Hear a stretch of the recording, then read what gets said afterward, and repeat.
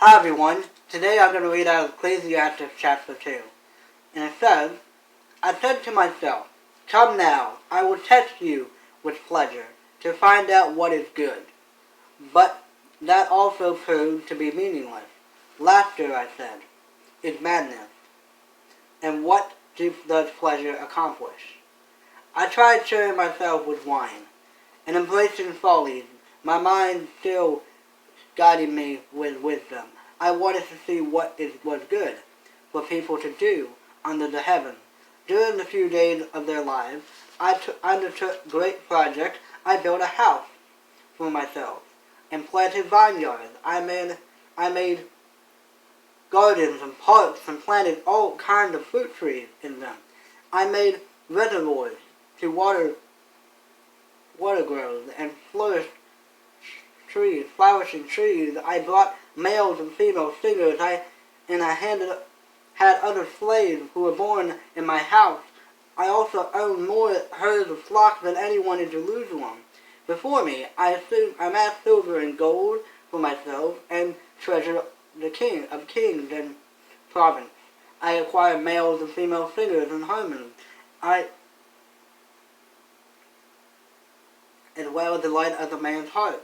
I became greater by far more than anyone in Jerusalem before me. In all this, my wisdom stayed with me. I denied myself nothing my eyes desire. I refused my heart no pleasure. My heart took delight in all this labor. And this was reward for all my toil.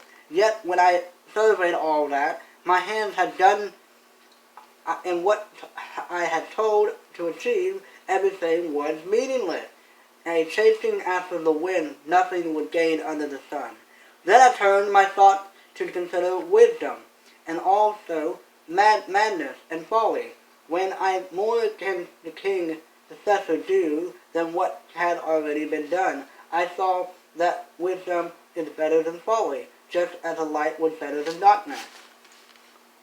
The wise eyes have the eyes of the head, while the fool walks in darkness. But I came to realize that the same fate overtakes them both.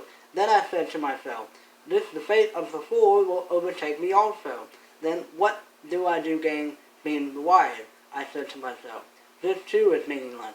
For the wise, like the fools, will not be long remembered. The days have already come when both have been forgotten.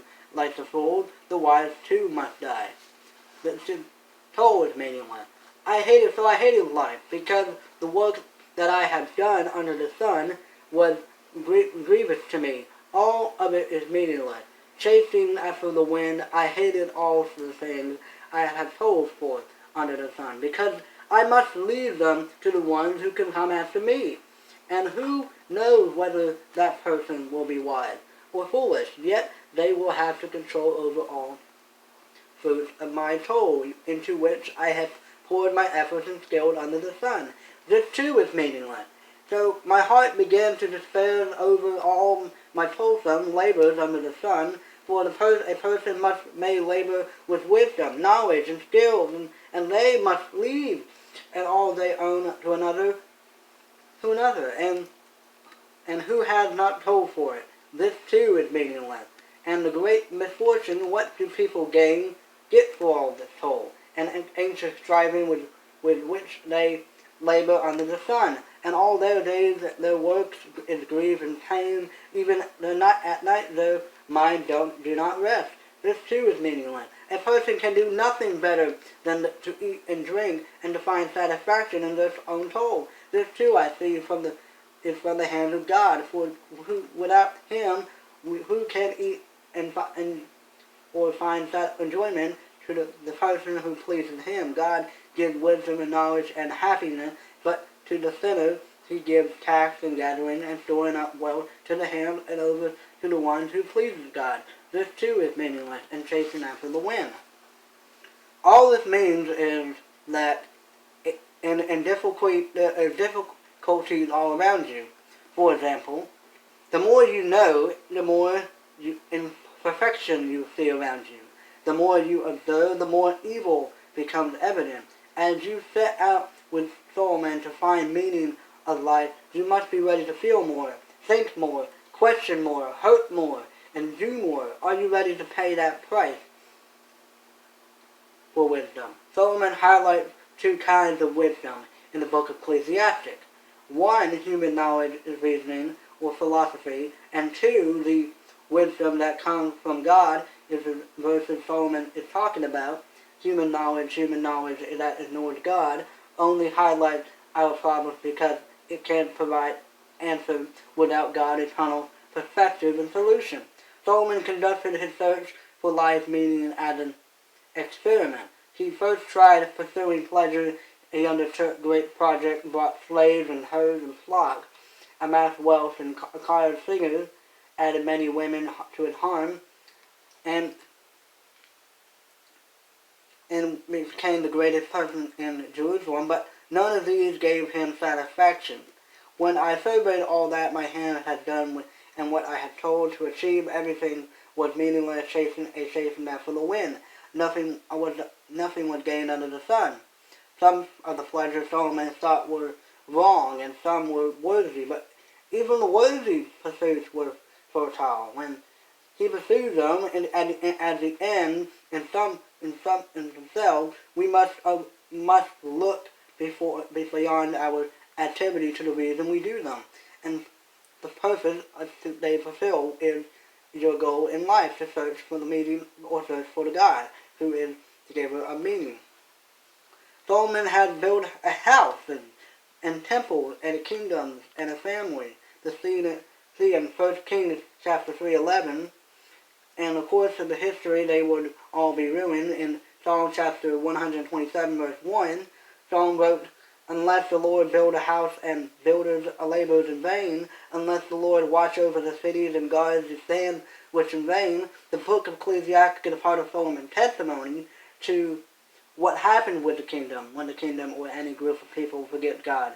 Or as you examine your projects and goals, what is your starting point and your motivation if serving, loving, and honor glorify God? Aren't the key factors in what you are doing? It will all be meaningless to you when you reach your life end. Solomon summarizes all his attempts at finding meaning as chasing after the wind. We feel the wind as it is passing. We can't catch hold of it or keep it in all our accomplishments. And even the big ones, our good feelings are temporarily. Security or self-worth are found not in these accomplishments, but far beyond them, in love of God. Think about it. What do you consider worthwhile?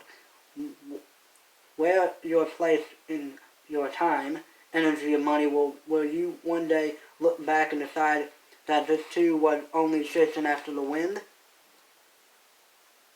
Solomon concluded that even if life is fertile, it is still better to be wise than foolish, to live with a good judgment and rather than spend life ignoring the seeking wisdom and have to find advantages in life.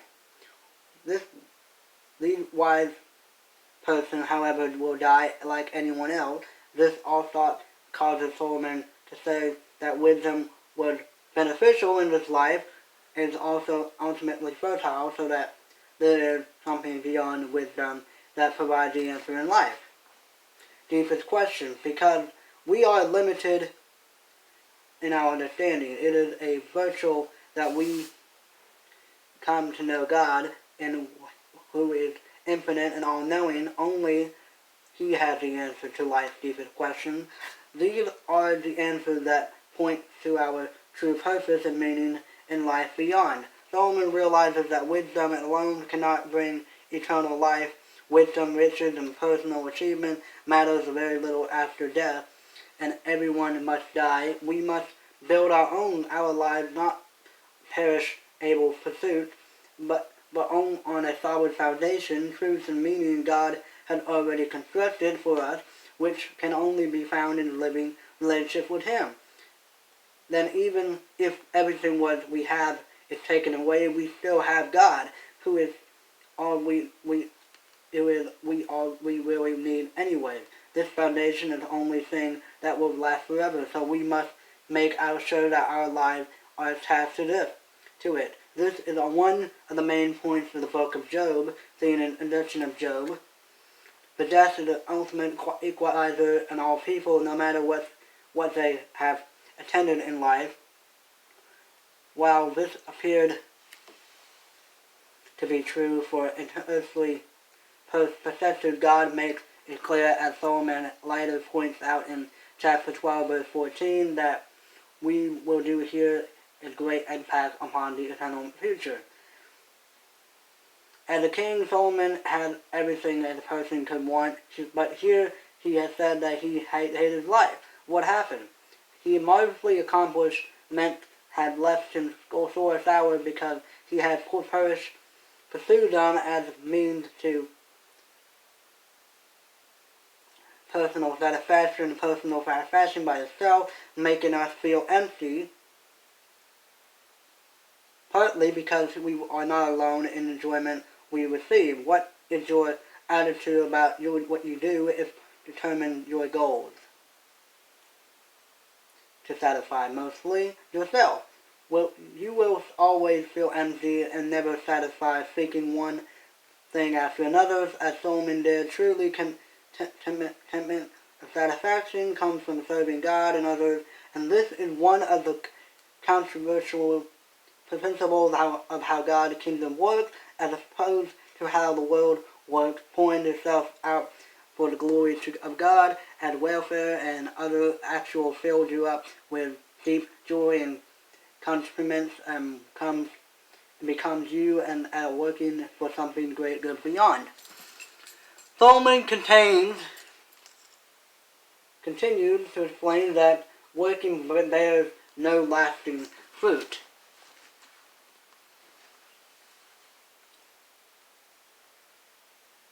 For those who work thoroughly to earn money and gain possession, not only will we leave everything behind at death, but we may be leaving it those who have done nothing to earn it. In addition, it may not be well cared for, and all these we gain may be lost. In fact, Solomon's sons, who inherited his throne, immediately made a foolish decision that split the kingdom, seen in 1 Corinthians chapter 12. Hard work done with proper motivation and caring for your family, serving God, is not wrong. We must work to survive, and more important, we are responsible for the physical and spiritual well-being of those under our care.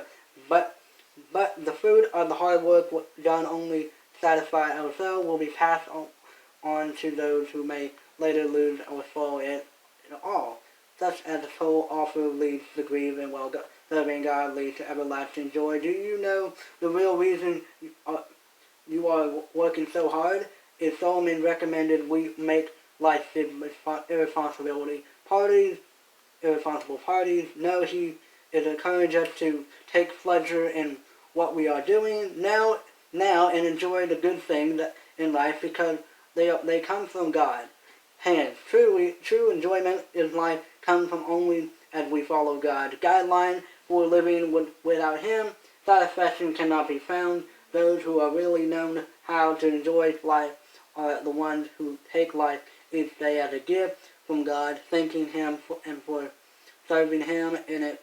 And those without God will have no relief from toils and no distraction to guide them through life accomplishment. That's whole chapter 2 today. Hope y'all like this video. And make sure y'all subscribe, and I'll see y'all in the next one. Peace.